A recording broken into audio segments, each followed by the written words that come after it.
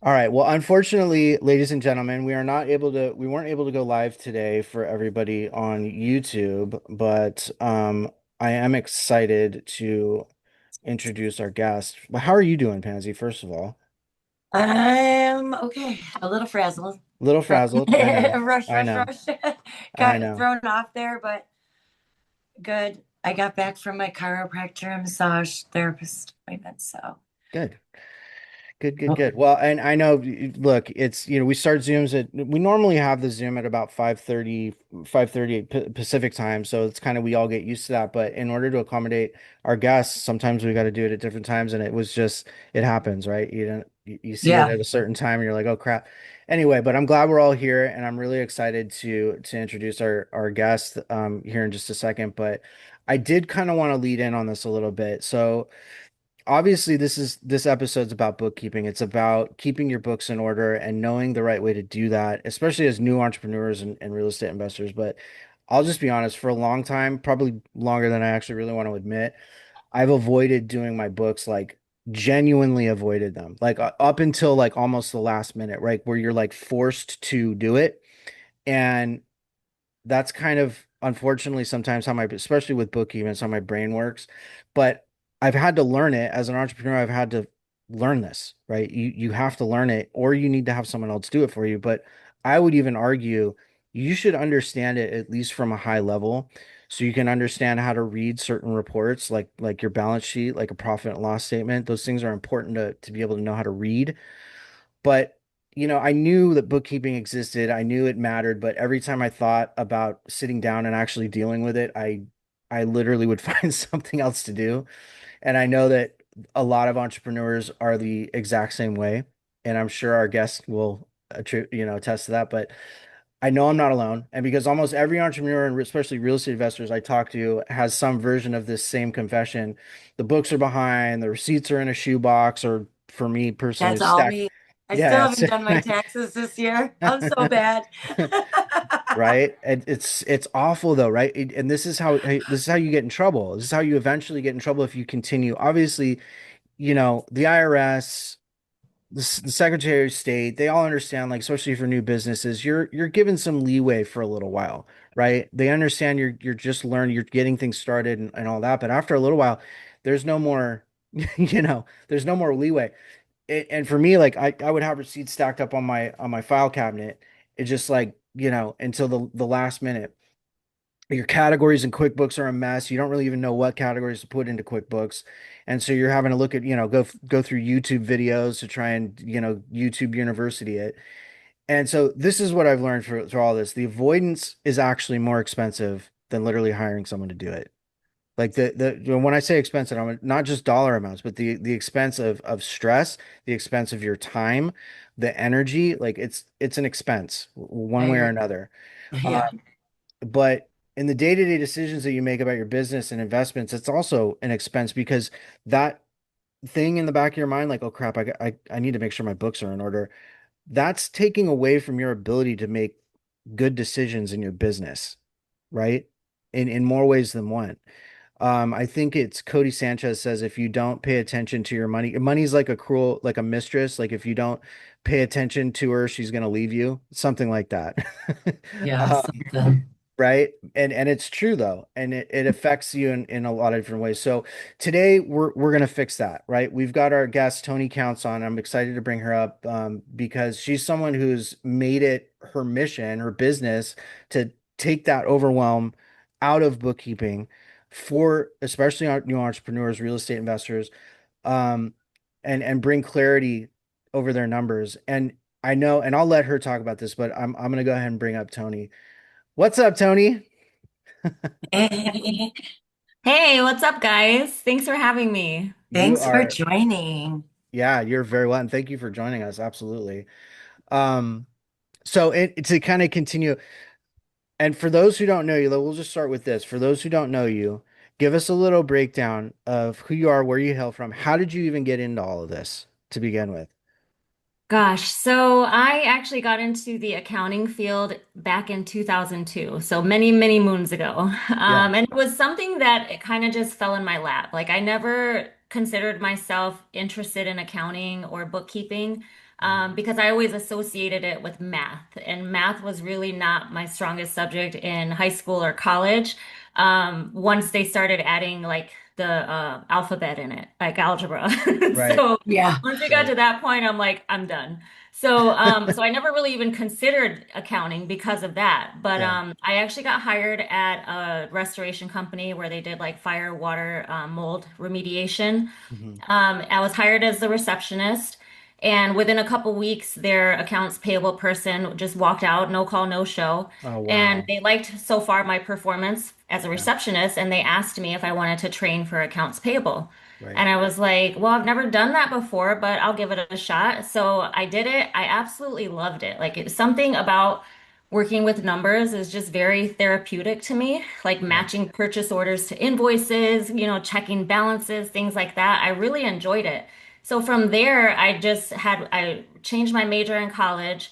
I ended up getting a bachelor's degree in accounting, and every job was just another step up, to staff accountant or accounting director or CFO. And then eventually, I just started my own bookkeeping business because I saw that it was a need. And it Yeah. just grew. Like it literally grew from word of mouth. I've never done any paid ads. It just grew just by connecting with the right people. Yeah. One of my biggest clients in the beginning was Tom Kroll. He was at the time the owner of Wholesaling Inc. And he actually introduced me to Pace Morby. Pace knew I had a bookkeeping business on the side. This was like back in October 2019. Hmm. About 6 months later, Pace contacted me because he just got his first Airbnb. Hmm. And he asked me if I would do the bookkeeping for it and just work with the property manager at the time. It was Noah Hoffman. Yeah. And so he could continue focusing on growing the sub two community. Right. So I did that. And then, Pace told his friends about me. They contacted me for bookkeeping. They told their friends about me. Next thing I know, like people are telling me that my name is like buzzing through Arizona, and I've never even been to Arizona at that point. Yeah. Like, Love it. Love it. yeah. Yeah, that's amazing. Well, have you so and maybe you can talk like what have you seen, especially since that very beginning part where you were building your business. What have you seen like the most that's changed with business owners and investors as far as like needing bookkeeping? Have you noticed over the years like any major shifts in what people are needing as far as bookkeeping Yes. or yeah, what Absolutely. So, especially with the increase of people doing like real estate wrap transactions. So, mm, this is something that really needs to be done like very meticulously in the books. And a lot of people are probably not doing it right, or maybe their bookkeeper's not doing it right because there's a different way to record it so that you're not getting penalized with the taxes up front because if you're selling a property on a wrap, that means that you're holding the note. So you haven't been fully paid for that correct. sale. Yeah. So you Yeah. have to do the bookkeeping using the installment sale method, which requires it's like a 4 journal entry process every Oh time a wow. payment comes in. Yeah. So yeah. Interesting. That's Yes. interesting. Well, and like, trust me, like I've, talked to people about wraps, and that's something that is like I can see very easily how you can get in trouble with that. Oh yeah, Because for there's a lot of sure. moving parts to that for sure. Yes. So maybe you can tell us a little bit, like, what does your client base like typically look like? Is it mostly like real estate entrepreneur, real estate investors, and or are you covering like all different gambits of business? Yeah, so I would say about 80% of our total client base, which right now we're just right around 300 clients in Start Virtual Bookkeeping, and I would Hmm. say about 80% of those are real estate investors. Hmm. But as real estate investors, a lot of them have existing businesses that they've been running in addition to real estate investing. So maybe they do, you just said your chiropractor. I actually have a real estate investor client that is also a chiropractor freelance and people running like, home health agencies, things like that, Yeah. or service-based businesses. So we take on any other businesses as well. I always say that if you know how to do bookkeeping for real estate investors, then you can Mhm. pretty much do bookkeeping for any other business because bookkeeping for real estate investors is just a whole different animal and Yeah. it's very complex. Yeah. Yeah, I can see that. That makes a lot of sense. So what do you see? obviously there's differences in what like maybe your standard sole proprietor retail business is going to need versus what real estate investors need. But what would you say is like the main difference between the two as far as a book from a bookkeeping perspective? Is it just the sheer complexity of it, or is there something more specific that's Yeah, different? so there is something more specific. So you have to, especially if you're doing fix and flips or buy and holds or, real estate wraps, anything that involves purchasing and or selling properties. Hmm. So when you do bookkeeping for that, you also have to track income and expense per property. So you're not only just categorizing all the income and expenses, incoming and outgoing, you're also figuring out which property do these transactions allocate to because the IRS looks at each property as an individual business, even if Right. you own them all under one business. Right. That makes sense. That Yep. makes sense. And I'm sure that gets overlooked like a lot Oh, by yeah, for people. sure. Especially if Definitely. you don't know, yeah, especially if you're just learning how to do this stuff. Um, because that's again, new entrepreneurs, even new real estate investors, it's like we're wearing all the hats, right? And you're trying to learn not just the right way to, invest in real estate, but now you're having to go through and learn how to be a bookkeeper, how to keep track of your own books. And it's like you think about that's just yet another stress, right? Like think if you think about it, Definitely. it's literally just another stress that you have to worry I about. guess it depends on how you look at it. Some people it's not stressful too, and others it It's is. true. Yeah. Yeah, that's true. Some people I like Tony, like they get, the clarity is nice. They get that calms them down maybe, right? To run through the numbers and look at the books. But I can tell you for me, it's just it's another stressor, right? I'm like, oh boy, I got to do this. I got to do this. Yeah, you're not Um, alone. I yeah, I hear it all the time. yeah. I, I don't miss one, it though. I used to do all the books for like just our mine and my husband, for just personal life and his small business that he had and my I would have small businesses here and there.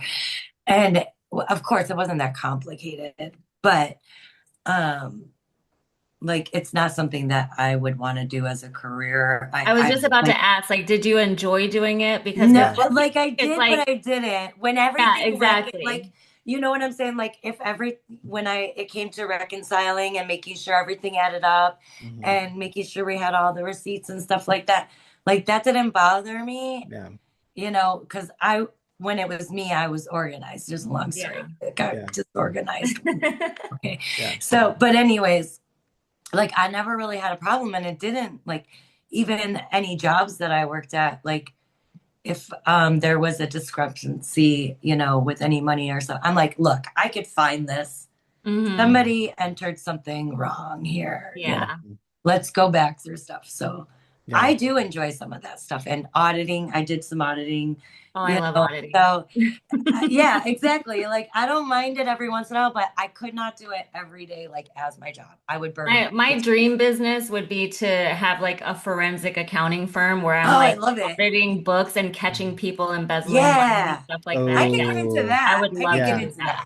that. Yeah, That's a whole let thing. me Yeah. know when you do that. I would totally get into that.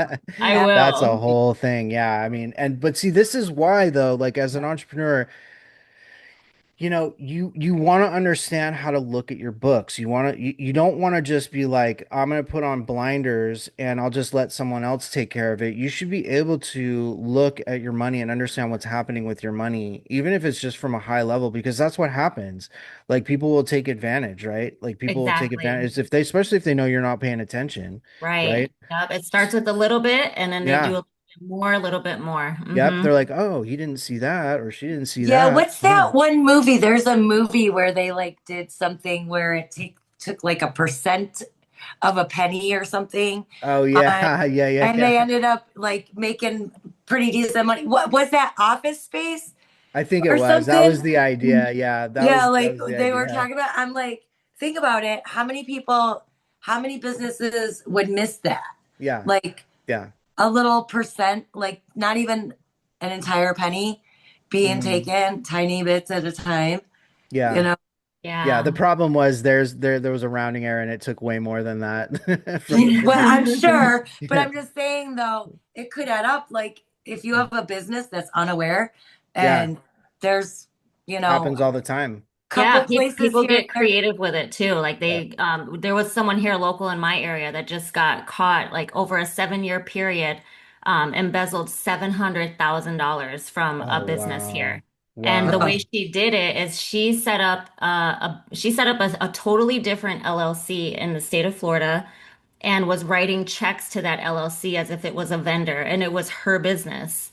And yeah, and so she did something with the ledger where it was kind of like showing, it wasn't showing those outgoing payments, but somebody eventually caught on. And now she's facing a lot of prison time. Yeah. Yeah, that sounds Yeah, and like it. Oh that's my the thing. It's goodness. like, man, people, you get away with it, you get away with it, you get away with it, and if you're not paying attention, they will get away with it until somebody does finally pay attention. It's like that's Yeah, nice that they caught her. They should have caught her, and she should do yeah, some jail So let time. me ask you horrible. about that then. Yeah, If she, because I mean, I've heard of people, they have several different LLCs and they have like a service business, so they would be a vendor, right? And then, so how would you do that in your books if you're the vendor technically and the business? Say you have a house and a service-based business like cleaning or something like that, Right. and then you're paying your cleaning company to come in and do the house regularly. So how would you put that on your books? It sounds like she didn't actually have a business or something. Like, Well, I think they just didn't know that it was her business. hmm, mm, yeah, Yeah, and I think they didn't even know that she was writing like so many checks to it. I think yeah, she was just showing like a little bit of payments going out. I'm not really sure like on the full details, yeah, mm. but she was doing something to that extent where she created an entire LLC of her own yeah. that she posed as a vendor for the business that she was working for. Yeah. And somebody probably saw and was like, what is this company? Why are we seeing so many checks being written to this company every month? Right. Hmm. And she tried, like, obviously tried masking it, but the numbers didn't add up, something like that. Right. But Right, people, yeah. right.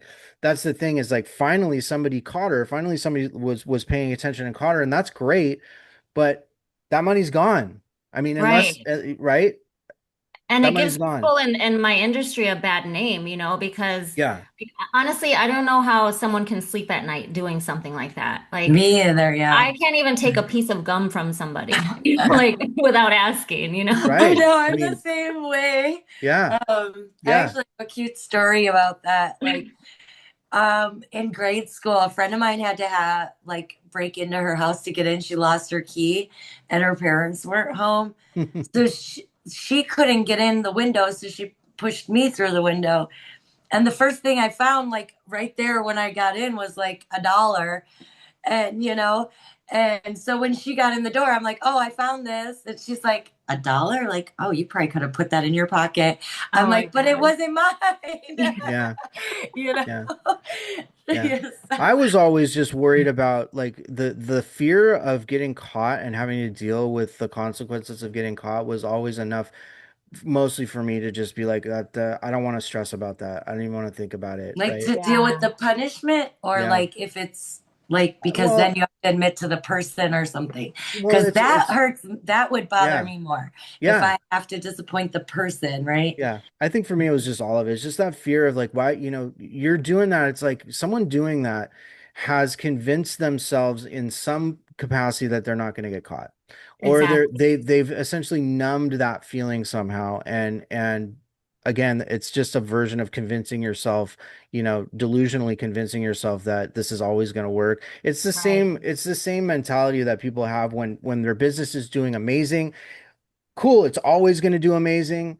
And when Yeah. things are bad, people are like, it's always going to be bad. Like that's what we do to ourselves, right? These are just little mind hacks that we do to ourselves that aren't true, right? We know it's not always going to be good. I think deep down, we know it's not always going to be amazing. And it's not always going to be bad. And it's not always going to work, right? So, um, It's the beauty of entrepreneurship. yeah, You never right. know It's what so you're gonna fun. get. It's the roller coaster, yeah, for sure. But that's also the fun part of it too, is figuring these Yes, things out and seeing things work and come together. exactly. Um, let's talk about something really quick, especially for new entrepreneurs. You know, I've talked to a few people like about finding financial advisors and things like that. And one of the first questions you want to ask your financial advisor, like, are you a fiduciary, right? Hmm. and having them kind of prove that to you, right? Let's see what, are you a registered, are you licensed fiduciary? Because if not, you have no incentive to do what's in my best interest. It's your incentive is to sell me a bunch of products, right? And so when you're looking for a bookkeeper as especially a new entrepreneur, like what are some of the things, questions we should be asking bookkeepers? Number one is you should make sure they understand your line of business. Okay. Because just because someone's a bookkeeper doesn't mean they know how to do bookkeeping for real estate. Right. Just like I would say like one of my weaknesses in bookkeeping would be like for restaurants. So Right. if someone approached me and was like, "Hey, I've got this restaurant, I need help with books," I would be hesitant to take that on Yep. because I know I would have to learn that line of business first because Right. that's not my niche. Right. So just knowing that your bookkeeper understands your line of business is going to be number one. And that's um, a lot of the clients that I've onboarded that have left their bookkeepers, that's one of the reasons why is because their bookkeeper does not understand real estate. Right. That's a really good one. That's a really good Mhm. one. And is there anything like, is there anything additionally to that? But obviously asking them if they understand your business, maybe like how long they've been doing it for, or something like Yeah, that. I mean, talking to people that they've worked with, looking at their reviews, if they have a Yeah. website, one of Yeah. the things I like to pick apart between someone that's serious with what they do and not serious is Mhm. whether or not they have a domain email, which sounds Oh, silly, yeah. but if Yeah. it's someone that's doing something that's managing your money, like Yep. you don't want to be emailing like, bookkeeper at gmail.com. Yeah, You know yeah, what I that's a big mean? one. That's a big one. It's just a sign of professionalism, Yeah, Yeah, exactly. it's a sign of professionalism. Yeah, and accountability too, right? Is if Right. they have that domain, then they have a registered domain, registered business potential, Exactly. so it all kind of falls together. Um, let's talk a little bit, and let's Pansy, do you have any other questions for Tony? Um, at this moment, oh gosh, no. Okay. Okay. I was Um, going to kind of get into some of the misconceptions with bookkeeping because I think there are quite a few. well, there's a little bit difference between bookkeeping and accountant. Oh, for Yes. sure. Yes. Yeah. And I was So actually going to get into that. maybe, yeah, if she wants to explain some of that so people don't get confused. Yep. Yeah, so bookkeeping is going to be recording the transactions as they're occurring. Yep. So basically doing the daily management of the business, whereas Mhm. accounting is going to be, that's when you're working with an accountant, like a CPA or something, and they're more about tax strategy. So Yep. they're going to help you like go to the next level based on the information that your bookkeeper has provided to Yep. them. Yep. So I always tell people like your bookkeeper is going to be the bridge between you and your accountant because an accountant can't help you if you don't have your books done. And usually accountants, CPAs, like it's beneath them. They don't want to do bookkeeping. Right. Right. I think that Exactly. I know. misconception, I honestly think, if I hadn't done my own research on it, like I think that misconception prevents people from actually getting the help they need, right? For sure. They go and hire a CPA thinking that CPA is going to be able to help them make sense of their awful books that they've been doing on their own, Yeah. right? Um, so I guess among newer entrepreneurs, that bookkeeping is something you only need to worry about at tax time, right? I think that's another misconception. It's like, oh, you know what? Look, yeah, I've got a lot of transactions happening. Everything is recorded on my online banking or online credit cards and all that. Like, so I don't need, I don't really need to keep receipts. I really just kind of need to worry about it around tax time. Like, and look, I'm guilty of this. What would you say to that person? I would say that, you're blindly running your business because Yeah. you don't know what's working and what's not working as far as what you're spending money on. Yep. You don't know what you can budget for. You don't know if you have enough money to hire someone to delegate some of the stuff that you're doing so that you can go out and make more money. Right. Right. Hmm. Yep. Understanding that day to day is like it's more than just like worrying about it at tax time. You're like it's a microscope into your business and what's Exactly. happening with actually what's happening with your business. So yeah, Yeah, like your books should be able to tell, like, and I always tell people it's similar to like a book, like the at the library. Like your QuickBooks is like a book about your business. And when yeah, you look at it, you should be able to see where your business has been, where it currently is, and where it's heading. yeah. How healthy it is, right? And all of that. Mhm. Yeah. What about the person that says something like, oh, I don't know, my business is too small to need a bookkeeper right now. Like I'll get a bookkeeper when we're making more money. Like how do you respond to that? If your business is already generating money, you need a bookkeeper. You need a bookkeeper. Yeah. I Yeah, mean, if you just started your business and you're just, you've got just a bunch of expenses because you're still trying to get that first deal. I yeah, mean, you can kind of get away with not having a bookkeeper at that point because a yeah. bookkeeper is just going to be an additional expense. Right. But that moment that you purchase a property or you get that revenue coming in, now you want to have, those thoughts of it's time to hire a bookkeeper Yeah, because whatever you've spent so far, you want to be able to properly allocate it so that it reduces the income that your business just made. Because when we yeah. reduce the income, that means we pay less in taxes. Right, right. Hmm. Pretty simple, right? I mean, Yeah, and it's like again, it's a vision, a direct uh view of your business and what's going on. And for me, that's like honestly one of the most important things with why even considering a bookkeeper. One, obviously to take the responsibility, like the pressure of having to do it yourself, but also just having that clarity of what's going on. Like if I can come to Tony and be like, Tony, you know what? Like I'd really like to understand where our money went this month, like what we were spending the most on, how we did, like in reality, how we did this month. To be able to have that clarity is really valuable. for Um, sure. well, so in real estate investing, obviously we were talking about this earlier on, but real estate investing has a lot of its own, complexity, its own layer of complexity when it comes to books and depreciation and segregation and all these things. What do most real estate investors get completely wrong with their books, especially and to the point where when they first start, they're literally just getting it completely wrong? I think you mentioned wraps. Is there anything else you see that real estate investors specifically just do really wrong on a Yeah. regular basis? Yes. You're like, Yeah. yes. He's like, I could do a whole episode. Yeah. How much Yeah, time do so we have? one of the things, so actually there's another member of Sub 2 that, he tries to do his own bookkeeping and he'll message me on Facebook like, "Hey, I did this, but I don't know how to do this."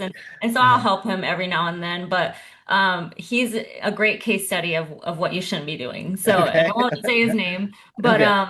yeah, so We should one of have the him things next. one of the things is like when you close on a property and you get that settlement statement from the title company, right? Right. So you're that settlement statement, like with the buyer side, that's you because you bought the property. So basically, that's a whole journal entry right there when you look at it. Like you're seeing Mhm. like the money that you paid, the money you had to spend to close that deal. So Mhm. that entire side of the settlement statement needs to be recorded in QuickBooks as a journal entry. But what I'm seeing Mhm. happening is, typically, in sub two, when you close on a property, you're getting the excess funds dispersed to you, right? Like for Right. however you worked that deal with private money lenders, things like that. Mhm. So what I've seen him do is when those excess funds hit his bank account, he was recording that as income. And that's really Uh, not like he completely bypassed entering that whole side of the settlement statement to record the asset, to record the mortgage, to record, the excess funds that came into the bank account.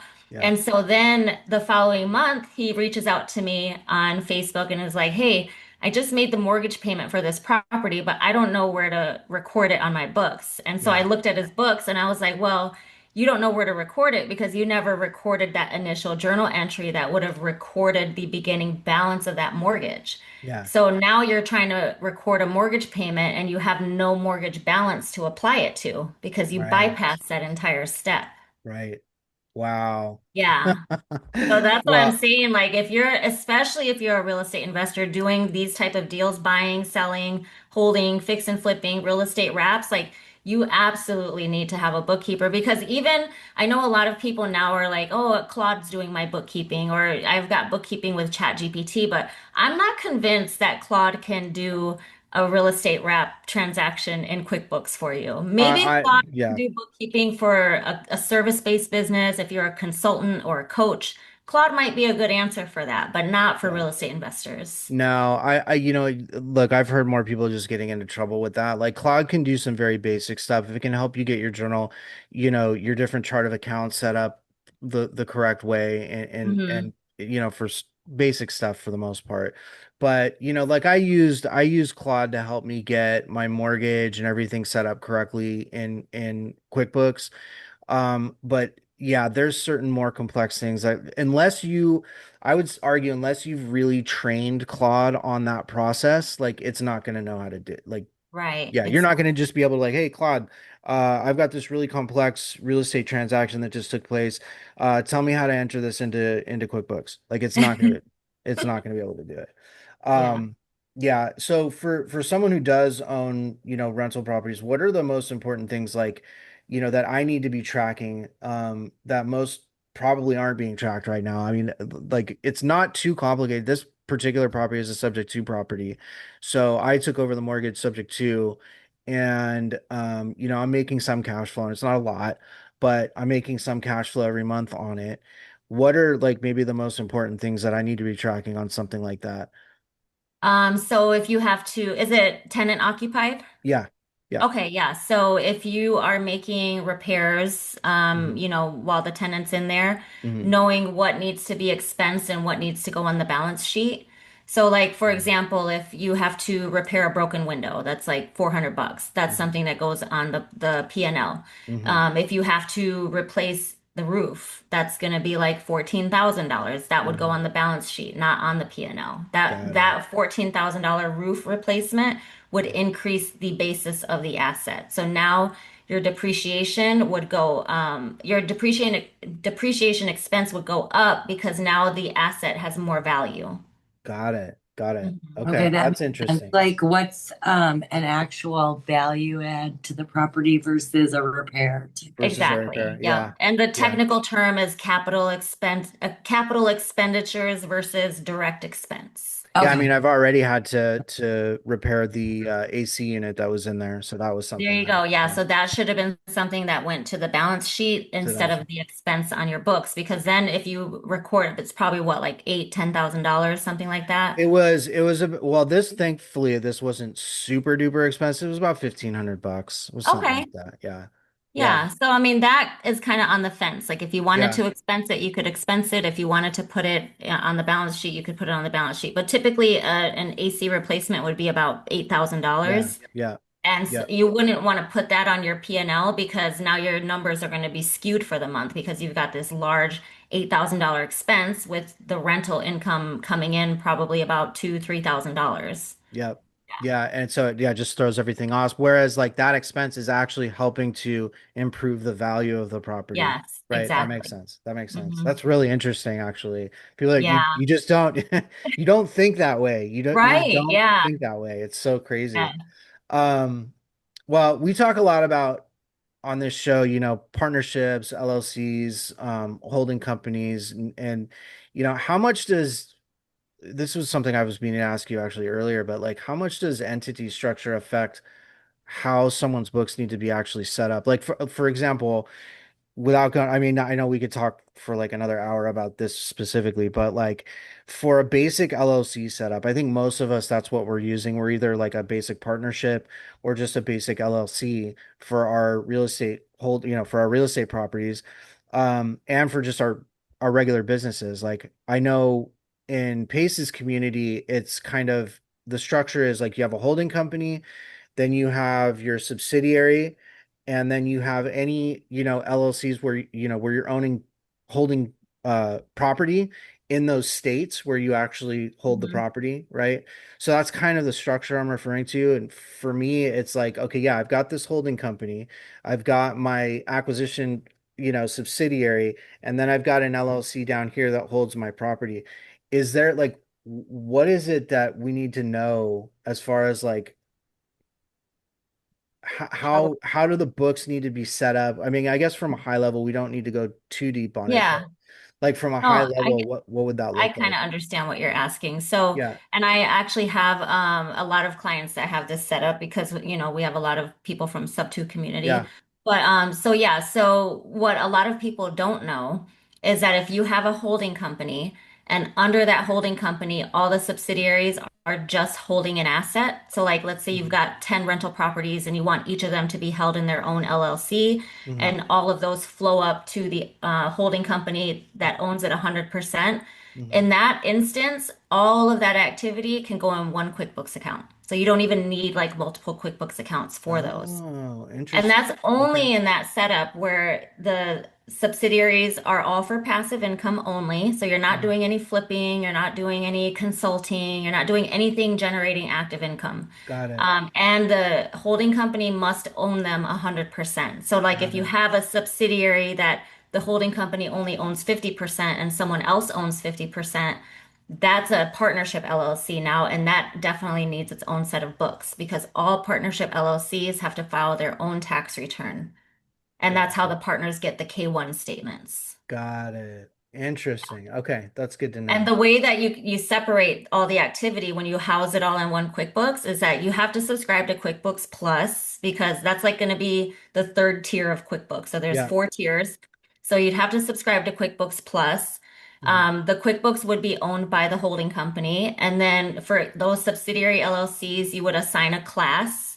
And Hmm. then for the properties owned by those subsidiary LLCs, you would assign a property. So then you can pull a profit and loss by class and you can see like all the activities separate on the P&L. Right. No, that makes Interesting. sense.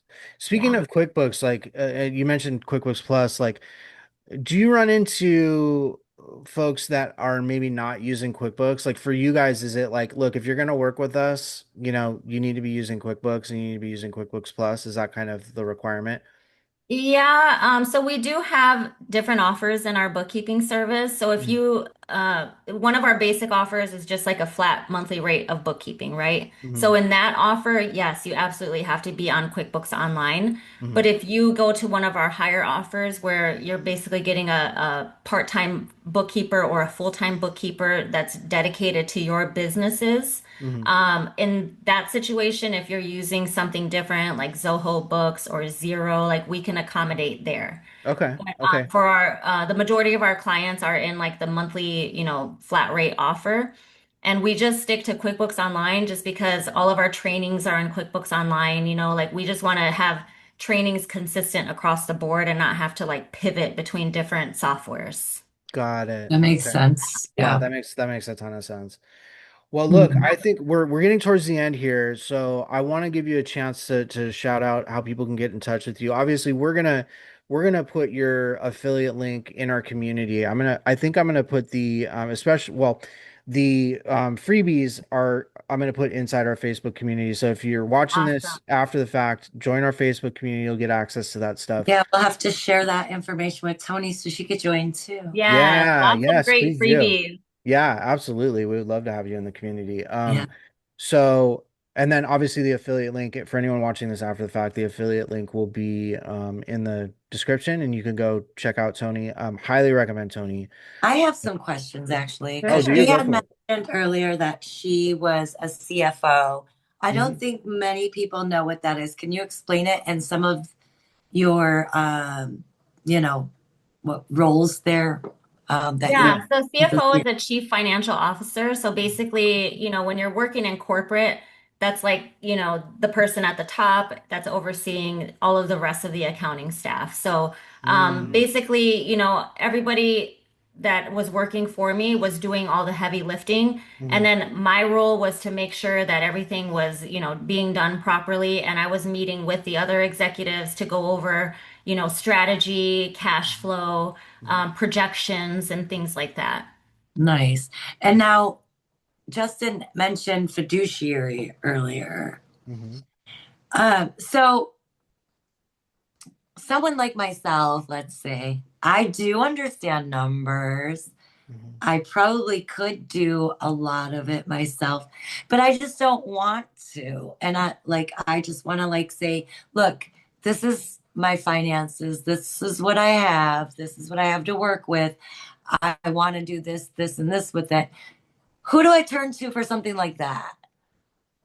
So, I always feel like the first step is going to be a bookkeeper because Mhm. without having the data, none of these high level professionals can even help you. Like I Mm, actually have a lot of CPAs and fractional CFO companies that I work with where they Mhm. send me referrals because they want to work with that client, but that client doesn't have their books in order. And they don't want to, a lot of times, those CPAs and fractional CFOs, they don't know how to bill out bookkeeping for it to be profitable for them. So they send them my way, we clean up their books, and now they can have that client relationship with them. So, and same thing, like I send them people from my bookkeeping service that might need that type of service as well. got So it. I always say like it starts with the bookkeeper because you can't really like, start building from the top if you don't have the foundation built. Yes. Yeah, yeah, I agree with you. Yeah, I'm trying. That's why I like to ask the simple newbie questions for Yeah. everyone out there so that people can get the gist of things. Right.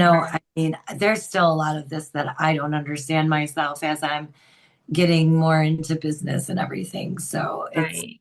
it's good to put it out there and let people know, you know, where to start Yeah. at least, right? So, Exactly. Yeah. I think that's a really good point. Like again, we're talking about bookkeeping for a reason.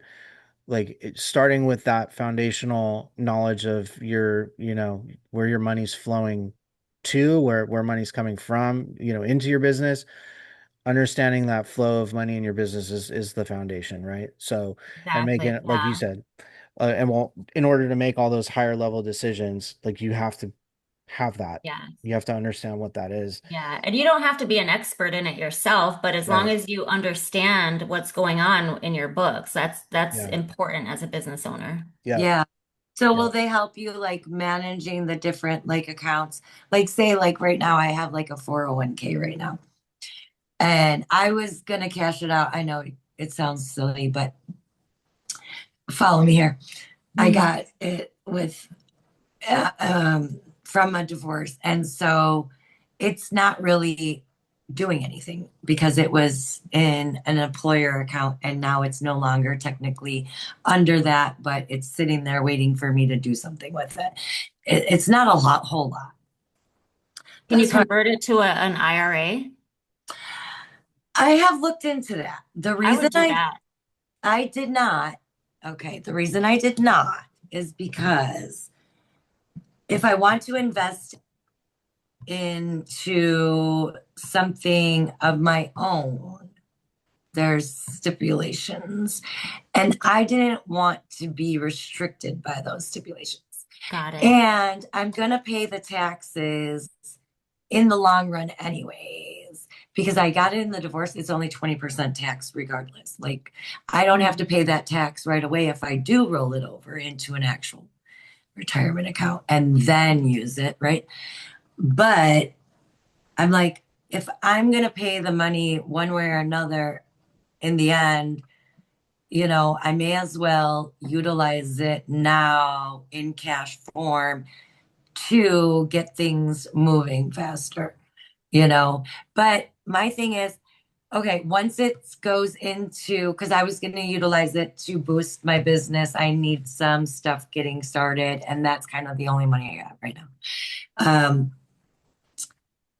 That's where I got confused because somebody was telling me to put it in as an insertion or something like that, and then use it um, for things for the business, or I can give it back to myself.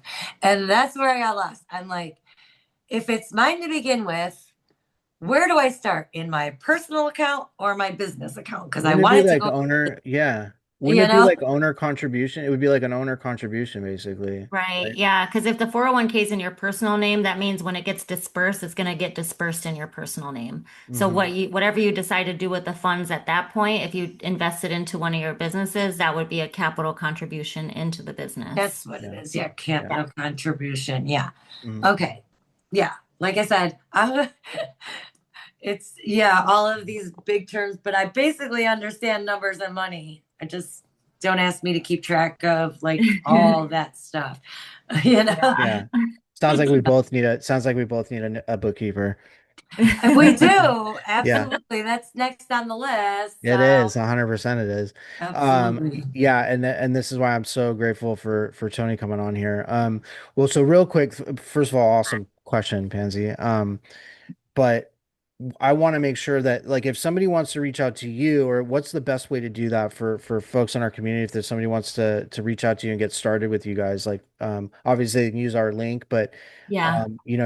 are you on social media at all, or is there Yes, anything I'm so on people follow? Instagram at Tony Counts Numbers, Toni, Okay, and my email, Tony at startvirtual.com, Toni at start, START, virtual, VIRTUAL.com. awesome. And then I'm also on Facebook under Tony Counts. If you want to, add me on Facebook, I'd love to have a new Facebook friend.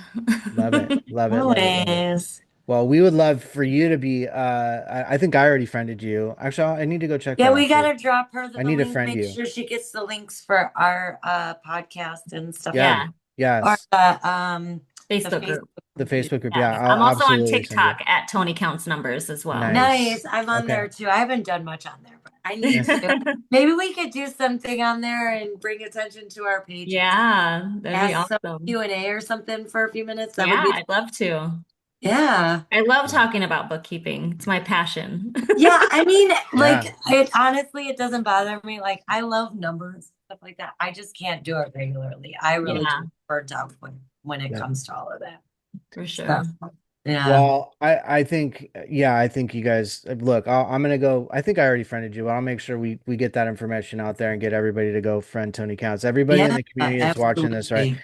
Yeah, everybody go friend Tony.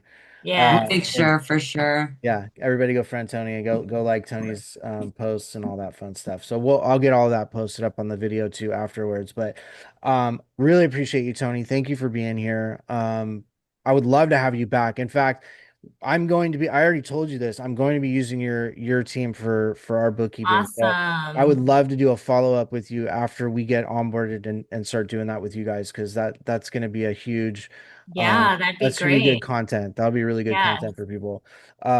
So yeah, let's do that. And in the meantime, we will catch everybody later. I know we had this episode a little bit earlier today, so we didn't have as many people jump in because I think most people were expecting it to happen at our normal time, but Yeah. it's all It's right. Maybe next time all I'll of accommodate the normal time. Hey, look, we'll come. yeah, I we know can you're on the plan East Coast. ahead. Yeah, for Yeah, sure. Yeah, Maybe we could do something in person. Where are that'd yeah, be you located, awesome. by the I'm way? in Florida.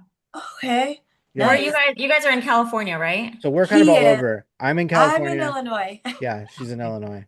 Yeah, we're What all part of over the place. California are you in, Justin? I'm in Southern California near like I don't know if you're familiar with Irvine, like Irvine, Oh California. yeah. Uh-huh. Yeah, I yeah. was born in Anaheim. Oh, where okay, cool. So I'm a Yeah. little bit south. I'm in a place called Mission Viejo. I know where that's at. Yeah.